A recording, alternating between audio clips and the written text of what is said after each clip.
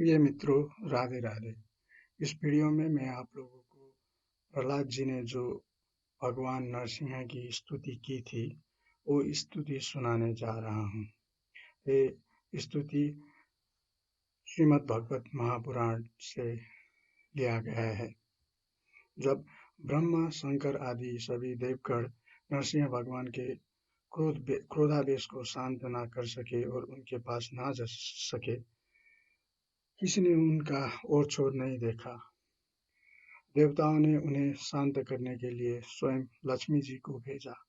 उन्होंने जाकर जब नरसिंह भगवान का वो महान अद्भुत रूप देखा, तब भयवश वे भी उनके पास तक ना जा सकी। उन्होंने ऐसा अनूठा रूप ना कभी देखा और ना सुना ही था। तब ब्रह्मा जी ने अपने पास ही खड़े प्रहलाद को एक कहकर भेजा कि बेटा, तुम्हारे पिता पर ही तो भगवान कुपित हुए थे। अब तुम ही उनके पास जाकर उन्हें शांत करो। भगवान के परम प्रेमी प्रहलाद जो आज्ञा कहकर और धीरे से भगवान के पास जाकर हाथ जोड़ पृथ्वी पर साष्टांग लौट गए। नरसिंह भगवान ने देखा कि नन्हा सा बालक मेरे चरणों के पास पड़ा हुआ है। उनका हृदय दया से भर गया। उन्होंने प्रहलाद को उठाकर उनके सिर पर अपना वह कर कमल रख दिया जो काल सर्प से भयभीत पुरुषों को अभय दान करने वाला है। भगवान के कर कमलों का स्पर्श होते ही उनके बचे खुचे अशुभ संस्कार भी झड़ गए। तत्काल उन्हें परमात्मा तत्व का साक्षात्कार हो गया। उन्होंने बड़े प्रेम और आनंद में मग्न होकर भगवान के चरण कमलों को अपने हृदय में धारण किया। उस समय उनका शरीर पुलकित हो गया, हृदय में प्रेम की धारा प्रवाहित होने लगी और नेत्रों से आनंदाश्रु झरने लगे। प्रहलाद जी भावपूर्ण हृदय और निर्निमेष नयनों से भगवान को देख रहे थे। भाव समाधि से स्वयं एकाग्र हुए मन के द्वारा उन्होंने भगवान के गुणों का चिंतन करते हुए प्रेमगत वाणी से स्तुति की। प्रहलाद जी ने कहा, ब्रह्मा आदि देवता, ऋषि मुनि और सिद्ध पुरुषों की बुद्धि निरंतर सत्वगुण में ही स्थित रहती है। फिर भी वे अपनी धारा प्रवाह स्तुति और अपने विविध गुणों से आपको अब तक भी संतुष्ट नहीं कर सके। फिर मैं तो घोर असुर जाति में उत्पन्न हुआ हूँ। क्या आप मुझसे संतुष्ट हो सकते हैं? मैं समझता हूँ कि धन, कुलीनता, रूप, तप, विद्या, ओज, तेज, प्रभाव, बल, पौरुष, बुद्धि और योग, ये सभी गुण परम पुरुष भगवान को संतुष्ट करने में समर्थ नहीं है। परंतु भक्ति से तो भगवान गजेंद्र पर भी संतुष्ट हो गए थे। मेरी समझ से इन 12 गुणों से युक्त ब्राह्मण भी यदि भगवान कमलनाथ के चरण कमलों से विमुख हो, तो उससे वो चंडाल श्रेष्ठ है, जिसने अपने मन, वचन, कर्म, धन और प्राण भगवान के चरणों में समर्पित कर रखे हैं। क्योंकि वो चंडाल तो अपने कुल तक को पवित्र कर देता है और बड़प्पन का अभिमान रखने वाला वो ब्राह्मण अपने को भी पवित्र नहीं कर सकता। सर्वशक्तिमान प्रभु अपने स्वरूप के साक्षात्कार से ही परिपूर्ण है। उन्हें अपने लिए क्षुद्र पुरुषों से पूजा ग्रहण करने की आवश्यकता नहीं है। वे करुणावश ही भोले भक्तों के हित के लिए उनके द्वारा की हुई पूजा स्वीकार कर लेते हैं। जैसे अपने मुख का सौंदर्य दर्पण में दिखने वाले प्रतिबिंब को भी सुंदर बना देता है, वैसे ही भक्त भगवान के प्रति जो जो सम्मान प्रकट करता है, वो उसे ही प्राप्त होता है। इसलिए सर्वथा अयोग्य और अनधिकारी होने पर भी मैं बिना किसी शंका के अपनी बुद्धि के अनुसार सब प्रकार से भगवान की महिमा का वर्णन कर रहा हूँ। इस महिमा के गान का ही ऐसा प्रभाव है कि अविद्यावश संसार चक्र में पड़ा हुआ जीव तत्काल पवित्र हो जाता है। भगवान, आप सत्वगुण के आश्रय हैं। ये ब्रह्मा आदि सभी देवता आपके आज्ञाकारी भक्त हैं। ये हम दैत्यों की तरह आपसे द्वेष नहीं करते। प्रभु, आप बड़े बड़े सुंदर सुंदर अवतार ग्रहण करके इस जगत के कल्याण एवं अभ्युदय के लिए तथा उसे आत्मानंद की प्राप्ति कराने के लिए अनेकों प्रकार की लीलाएं करते हैं। जिस असुर को मारने के लिए आपने क्रोध किया था वो मारा जा चुका। अब आप अपना क्रोध शांत कीजिए। जैसे बिच्छू और सांप की मृत्यु से सज्जन भी सुखी ही होते हैं, वैसे ही इस दैत्य के संहार से सभी लोगों को बड़ा सुख मिला है। अब सब आपके शांत स्वरूप के दर्शन की बाट जो हो रहे हैं। नरसिंहदेव भय से मुक्त करने के लिए भक्तजन आपके इस रूप का स्मरण करेंगे। परमात्मन, आपका मुख बड़ा भयावना है। आपकी जीभ लपलपा रही है, आंखें सूर्य के समान है, भौएं चढ़ी हुई है, बड़ी पैनी दाढ़ें है, आंतों की माला, खून से लथपथ गर्दन के बाल, बर्छे की तरह सीधे खड़े कान और दिग्गजों की भी भयभीत कर देने वाला सिंहनाद एवं शत्रुओं को फाड़ डालने वाले आपके इन नखों को देखकर मैं तनिक भी भयभीत नहीं हुआ हूँ। दीनबंधु, मैं भयभीत हूँ तो केवल इस असह्य और उग्र संसार चक्र में पीसने से। मैं अपने कर्म पाशु से बंधकर इन भयंकर जंतुओं के बीच में डाल दिया गया हूँ। मेरे स्वामी, आप प्रसन्न होकर मुझे अपने उन चरण कमलों में बुलाएंगे जो समस्त जीवों की एकमात्र शरण और मोक्ष स्वरूप है। अनंत मैं जिन जिन योनियों में गया, उन सभी योनियों में प्रिय के वियोग और अप्रिय के संयोग से होने वाले शोक की आग में झुलसता रहा। उन दुखों को मिटाने की जो दवा है वह भी दुख रूप ही है। मैं ना जाने कब से अपने से अतिरिक्त वस्तुओं को आत्मा समझकर इधर उधर भटक रहा हूँ। अब आप ऐसा साधन बतलाइए जिससे कि आपकी सेवा भक्ति प्राप्त कर सकूं। प्रभु, आप हमारे प्रिय हैं, अहेतुक हितैषी सुहृद है। आप ही वास्तव में सबके परमाराध्य है। मैं ब्रह्म जी के द्वारा गाई हुई आपकी लीला कथाओं का गान करता हुआ बड़ी सुगमता से राग आदि प्राकृत गुणों से मुक्त होकर इस संसार की कठिनाइयों को पार कर जाऊंगा, क्योंकि आपके चरण युगलों में रहने वाले भक्त परमहंस महात्माओं का संग तो मुझे मिलता ही रहेगा। भगवान नरसिंह, इस लोक में दुखी जीवों का दुख मिटाने के लिए जो उपाय माना जाता है वो आपकी उपेक्षा करने पर एक क्षण के लिए ही होता है। यहाँ तक कि माँ बाप बालक की रक्षा नहीं कर सकते, औषधि रोग नहीं मिटा सकती और समुद्र में डूबते हुए को नौका नहीं बचा सकती।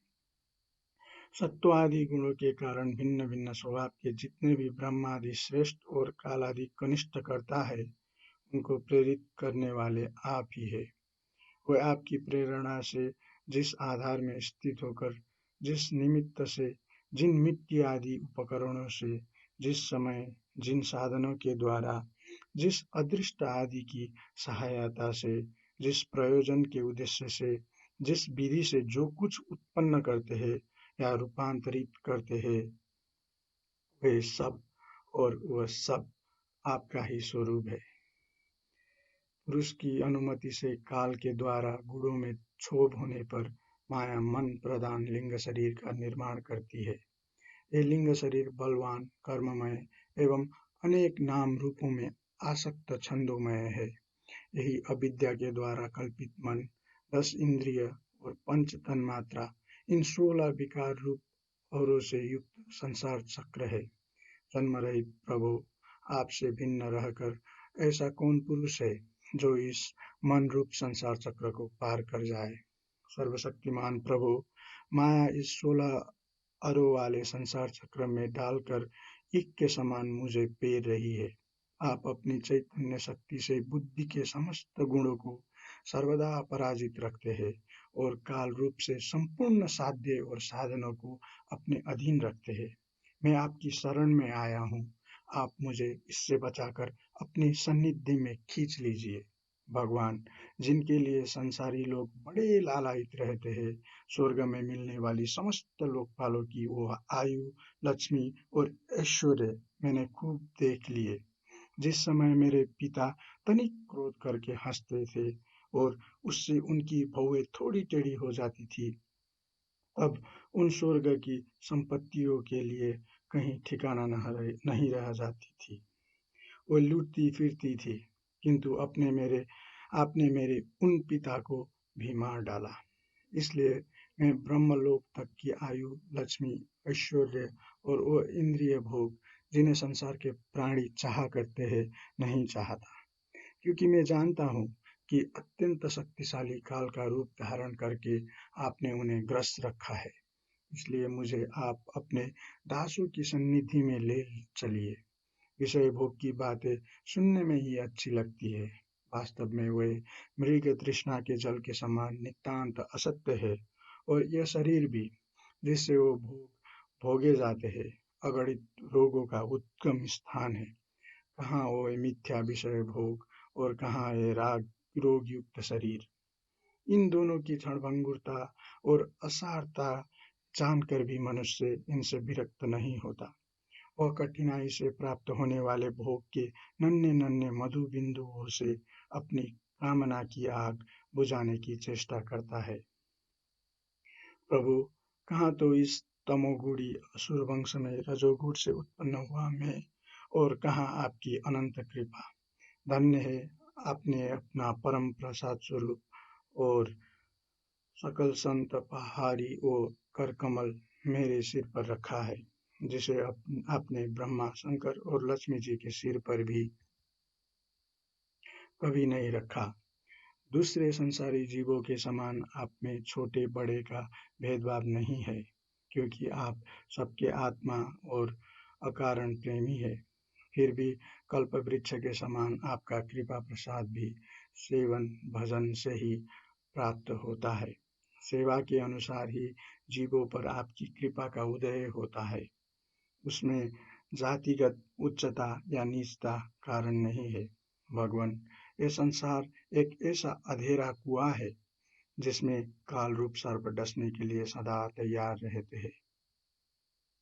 विषय भोगों की इच्छा वाले पुरुष उसी में गिरे हुए हैं। मैं भी संगवश उसके पीछे उसी में गिरने जा रहा था, परंतु भगवान, देवर्षि नारद ने मुझे अपना कर बचा लिया। तब भला मैं आपके भक्तजनों की सेवा कैसे छोड़ सकता हूँ। अनंत, जिस समय मेरे पिता ने अन्याय करने के लिए कमर कसकर हाथ में खड्ग ले लिया और वो कहने लगा कि यदि मेरे सिवा कोई और ईश्वर है तो तुझे बचा ले, मैं तेरा सिर काटता हूँ, उस समय आपने मेरे प्राणों की रक्षा की और मेरे पिता का वध किया। मैं तो समझता हूँ कि आपने अपने प्रेमी भक्त सनक आदि ऋषियों का वचन सत्य करने के लिए ही वैसा किया था। भगवान, यह संपूर्ण जगत एकमात्र आप ही है, क्योंकि इसके आदि में आप ही कारण स्वरूप थे, अंत में आप ही अवधि के रूप में रहेंगे और बीच में इसकी प्रतीति के रूप में भी केवल आप ही है। आप अपनी माया से गुणों के परिणाम स्वरूप इस जगत की सृष्टि करके इसमें पहले से विद्यमान रहने पर भी प्रवेश की लीला करते हैं और उन गुणों से युक्त होकर अनेक मालूम पड़ रहे हैं। भगवान, ये जो कुछ कार्य कारण के रूप में प्रतीत हो रहा है, वो सब आप ही है और इससे भिन्न भी आप ही है। अपने पराया का भेदभाव तो अर्थहीन शब्दों की माया है, क्योंकि जिससे जीरा का जन्म, स्थिति, लय और प्रकाश होता है, वो उसका स्वरूप तो होता है। जैसे बीज और वृक्ष कारण और कार्य की दृष्टि से भिन्न भिन्न है, तो भी गंध तन्मात्रा की दृष्टि से दोनों एक ही है। भगवान, आप इस संपूर्ण विश्व को स्वयं ही अपने में समेटकर आत्मा सुख का अनुभव करते हुए निष्क्रिय होकर प्रलयकालीन जल में शयन करते हैं। उस समय अपने स्वयं सिद्ध योग के द्वारा ब्रह्मा दृष्टि को बंद कर आप अपने स्वरूप के प्रकाश में निद्रा को विलीन कर लेते हैं और तुरीय ब्रह्म पद में स्थित रहते हैं। उस समय आप ना तो तमोगुण से ही युक्त होते हैं और ना तो विषयों को ही स्वीकार करते हैं। आप अपनी काल शक्ति से प्रकृति के गुणों को प्रेरित करते हैं, इसलिए ये ब्रह्मांड आपका ही शरीर है। पहले आप में ही लीन था। जब प्रलयकालीन जल के भीतर से शैया पर शयन करने वाले आपने योग निद्रा की समाधि त्याग दी, तब वट के बीच से विशाल वृक्ष के समान आपकी नाभि से ब्रह्मांड कमल उत्पन्न हुआ। उस पर सूक्ष्मदर्शी ब्रह्मा जी प्रकट हुए। जब उन्हें कमल के सिवा और कुछ भी दिखाई ना पड़ा, तब अपने में बीज रूप से व्याप्त आपको वे ना जान सके और आपको अपने से बाहर समझकर जल के भीतर घुसकर 100 वर्ष तक ढूंढते रहे, परंतु वहां उन्हें कुछ नहीं मिला। ये ठीक ही है, क्योंकि अंकुर उग आने पर उसमें व्याप्त बीज को कोई बाहर अलग कैसे देख सकता है। ब्रह्मा को बड़ा आश्चर्य हुआ। वे हार कर कमल पर बैठ गए। बहुत समय बीतने पर तीव्र तपस्या करने से जब उनका हृदय शुद्ध हो गया, तब उन्हें भूत, इंद्रिय और अंतःकरण रूप अपने शरीर में ही ओतप्रोत रूप से स्थित आपके सूक्ष्म स्वरूप का साक्षात्कार हुआ। ठीक वैसे ही जैसे पृथ्वी में व्याप्त उसकी अति सूक्ष्म तन्मात्रा गंध का होता है। विराट पुरुष सहस्त्रों मुख, चरण, सिर, हाथ, जंघा, नासिका, मुख, कान, नेत्र, आभूषण और आयुधों से संपन्न था। 14 लोग उसके विभिन्न अंगों के रूप में शोभायमान थे। ये भगवान की एक लीलामयी मूर्ति थी। उसे देखकर ब्रह्मा जी को बड़ा आनंद हुआ। रजोगुण और तमोगुण रूप मधु और कैटभ नाम के 2 बड़े बलवान दैत्य थे। जब वो वेद को चुरा कर ले गए, तब आपने हैग्रीव अवतार ग्रहण किया और उन दोनों को मारकर सत्वगुण रूप श्रुतियाँ ब्रह्म जी को लौटा दी। वो सत्वगुण ही आपका अत्यंत प्रिय शरीर है। महात्मा लोग इस प्रकार वर्णन करते हैं। पुरुषोत्तम, इस प्रकार आप मनुष्य, पशु, पक्षी, ऋषि, देवता और मत्स्य आदि अवतार लेकर लोगों का पालन तथा विश्व के द्रोहियों का संहार करते हैं। इन अवतारों के द्वारा आप प्रत्येक युग में उसके धर्म के रक्षा करते हैं। कलयुग में आप छिपकर गुप्त रूप से ही रहते हैं, इसलिए आपका एक नाम त्रियुग भी है। वैकुंठनाथ, मेरे मन की बड़ी दुर्दशा है। वो पाप वासनाओं से तो कलुषित है ही, स्वयं भी अत्यंत दुष्ट है। वो प्राय ही कामनाओं के कारण आतुर रहता है और हर्ष, शोक, भय एवं लोक परलोक, धन, पत्नी, पुत्र आदि की चिंताओं से व्याकुल रहता है।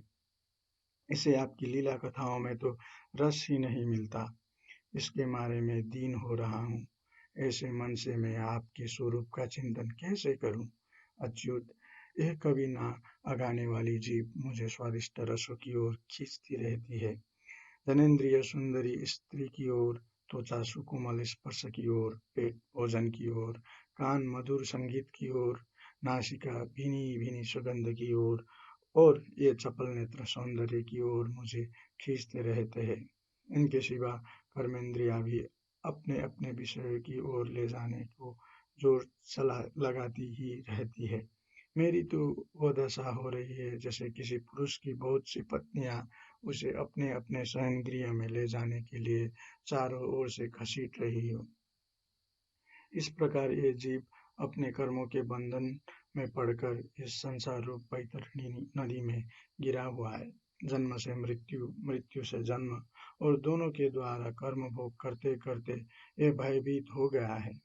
ये अपना है, ये पराया है। इस प्रकार के भेदभाव से युक्त होकर किसी से मित्रता करता है तो किसी से शत्रुता। आप इस मूढ़ जीव जाति की ये दुर्दशा देखकर करुणा से द्रवित हो जाइए। इस भव नदी से सर्वदा पार रहने वाले भगवान, इन प्राणियों को भी अब पार लगा दीजिए। जगत गुरु, आप इस सृष्टि की उत्पत्ति, स्थिति तथा पालन करने वाले हैं। ऐसी अवस्था में इन जीवों को इस भव नदी के पार उतार देने में आपको क्या प्रयास है? दीन जनों के परम हितैषी प्रभु, भूले भटके मूढ़ ही महान पुरुषों के विशेष अनुग्रह पात्र होते हैं। हमें उसकी कोई आवश्यकता नहीं है, क्योंकि हम आपके प्रियजनों की सेवा में लगे रहते हैं। इसलिए पार जाने की हमें कभी चिंता ही नहीं होती। परमात्मन, इस भवबैतरणी से पार उतरना दूसरे लोगों के लिए अवश्य ही कठिन है, परंतु मुझे तो इससे तनिक भी भय नहीं है, क्योंकि मेरा चित्त इस बैतरणी में नहीं, आपकी उन लीलाओं के गान में मग्न रहता है, जो स्वर्गीय अमृत को भी तिरस्कृत करने वाली परमामृत स्वरूप है। मैं उन मूढ़ प्राणियों के लिए शोक कर रहा हूँ, जो आपके गुणगान से विमुख रहकर इंद्रियों के विषयों का मायामय झूठ सुख प्राप्त करने के लिए अपने सिर पर सारे संसार का भार ढोते रहते हैं। मेरे स्वामी, बड़े बड़े ऋषि मुनि तो प्राय अपनी मुक्ति के लिए निर्जन वन में जाकर मौन व्रत धारण कर लेते हैं। वे दूसरों की भलाई के लिए कोई विशेष प्रयत्न नहीं करते, परंतु मेरी दशा तो दूसरी ही हो रही है।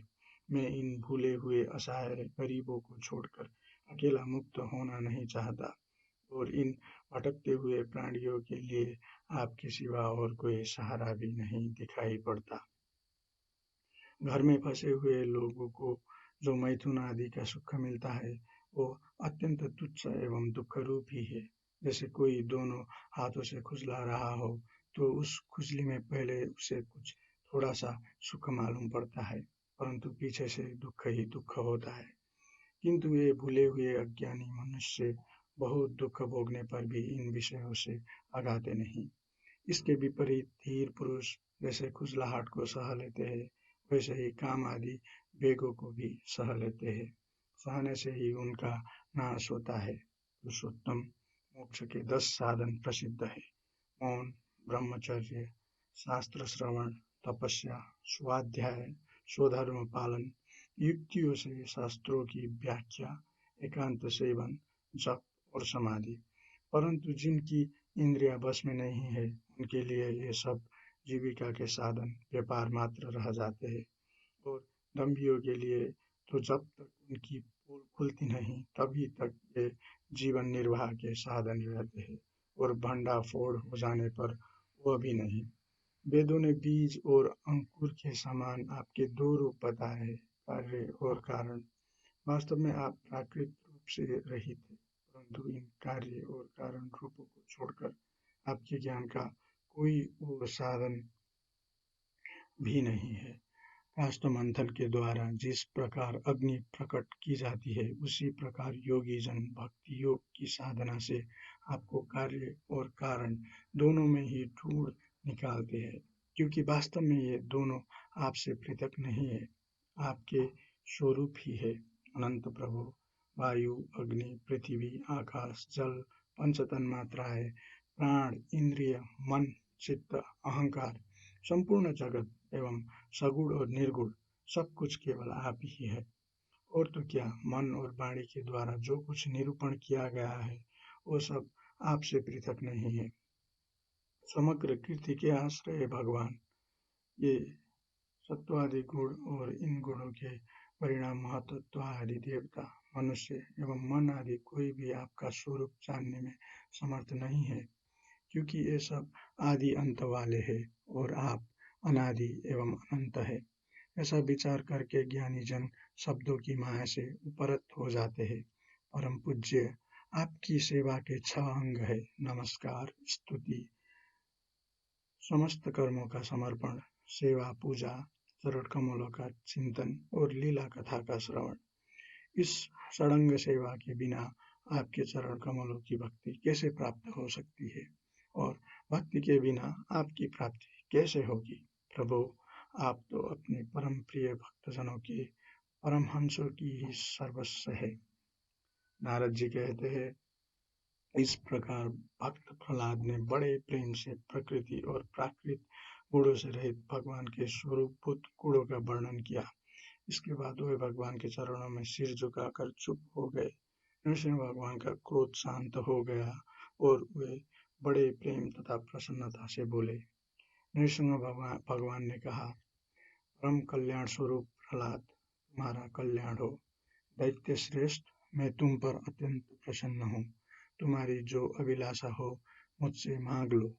मैं जीवों की इच्छाओं को पूर्ण करने वाला हूँ।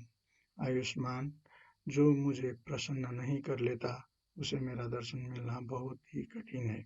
परंतु जब मेरे दर्शन हो जाते हैं तब फिर प्राणी के हृदय में किसी प्रकार की जलन नहीं रह जाती।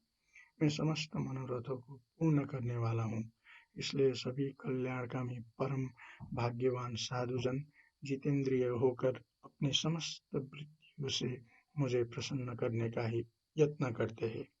असुर कुलभूषण प्रहलाद जी भगवान के अनन्य प्रेमी थे। इसलिए बड़े बड़े लोगों को प्रलोभन में डालने वाले वरों के द्वारा प्रलोभित किए जाने पर भी उन्होंने उनकी इच्छा नहीं की। जय श्री राधे।